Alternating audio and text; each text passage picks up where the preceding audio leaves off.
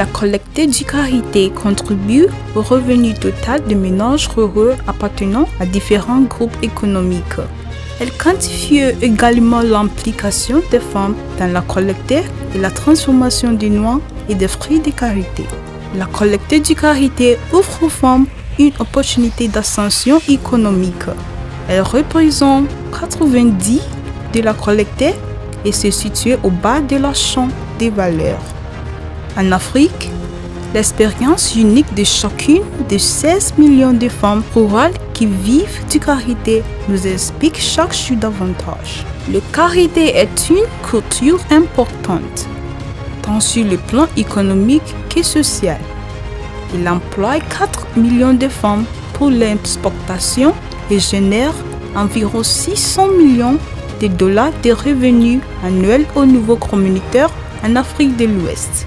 Au niveau des ménages, les karités représentent jusqu'à 12% du revenu familial et jusqu'à 32% de liquidités disponibles générées pendant la période de soudure.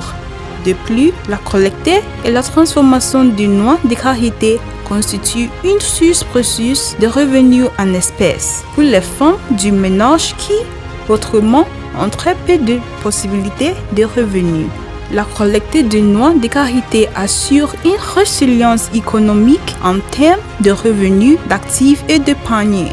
Elle contribue également à la silence sociale, car elle permet aux femmes de prendre des décisions au sein des foyers. Elle est également source d'emploi, de bienfaits médicinaux et de nutrition.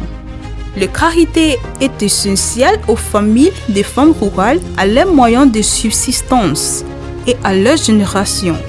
La collecte et la transformation du karité permettent aux ménages de diversifier leurs moyens de subsistance et de réduire leur vulnérabilité à la sécurité alimentaire et aux variations climatiques. Si l'interdiction est imposée, le plus grand perdant seront les groupes de femmes rurales qui perdront des millions de dollars, car les transformateurs locaux déjà établis auront un avantage et monopoliseront le prix du karité.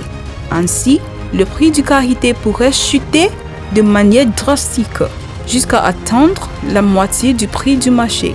Ainsi, si la valeur d'exportation des noix de karité du Bénin s'élève à 150 millions de dollars, les femmes rurales perdront 75 millions de dollars par saison en raison de l'interdiction d'exportation et cet argent ira dans les poches de ces 2 ou 3 transformateurs locaux qui n'emploient que 40 à 50 personnes dans les usines.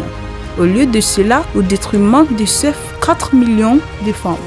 Dans ces contextes, si l'interdiction d'exporter les noix de karité est mise en œuvre, il existe un risque que les femmes rurales ne soient pas disposées à leur cueillir comme d'habitude, de peur de ne pas être vendues et à des prix très bas après avoir été approvisionnées par l'industrie de transformation nationale.